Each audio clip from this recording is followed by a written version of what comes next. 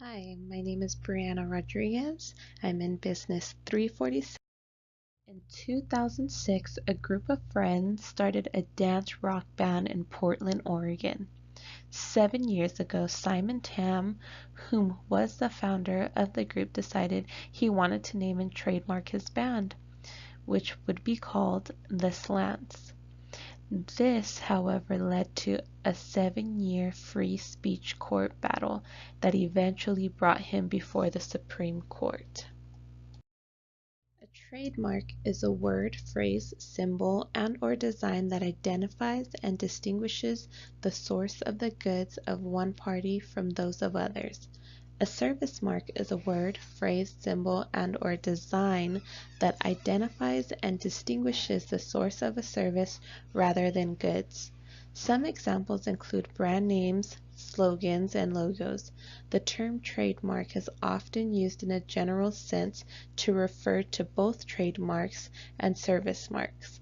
A copyright protects original works of authorship, including literary, dramatic, musical, and artistic works, such as poetry, novels, movies, songs, computer software, and architecture. When the band went to the Patent and Trademark Office, they were denied in a firm unanimous ruling 8-0 decision. The court slapped down on the trademark, the slants, because it was a derogatory term for Asian Americans. The court cited a decades-old law called the Lanham Act that allowed it to deny marks that are considered scandalous, immoral, or disparaging.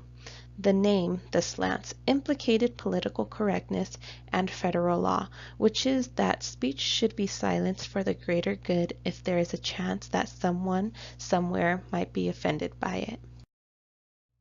Simon Tam and his band fought back and said their name was being used to reclaim what is often used as a slur, that it was used to help honor the Asian American community.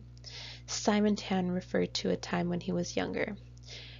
We grew up and the notion of having slanted eyes was always considered a negative thing, Tam also said.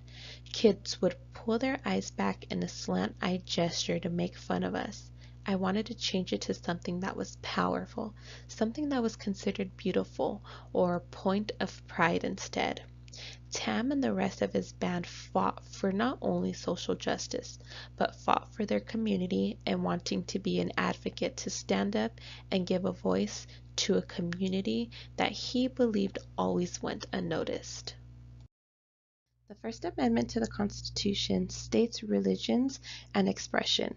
Congress shall make no law respecting an establishment of religion or prohibiting the free exercise thereof or abridging the freedom of speech, or of the press, or the right of the people peaceably to assemble and to petition the government for redress of grievance.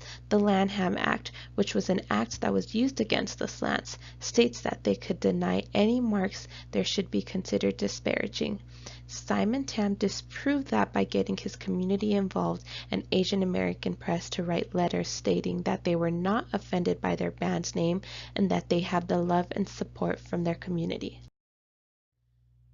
NWA, a trademark that was approved in September of 2000, Dykes on Bikes, was another trademark name approved July of 2003. Simon Tam used these trademark names to help defend his case. Any of these band names could have been denied just like the slants because their name can be offensive depending on interpretation. In conclusion, on June 19, 2017, the United States Supreme Court came to the conclusion that the United States Patent and Trademark Office violated the free speech clause of the First Amendment. I feel like the court made the correct decision, although it did take a few years for the court to overrule the decision that was previously made.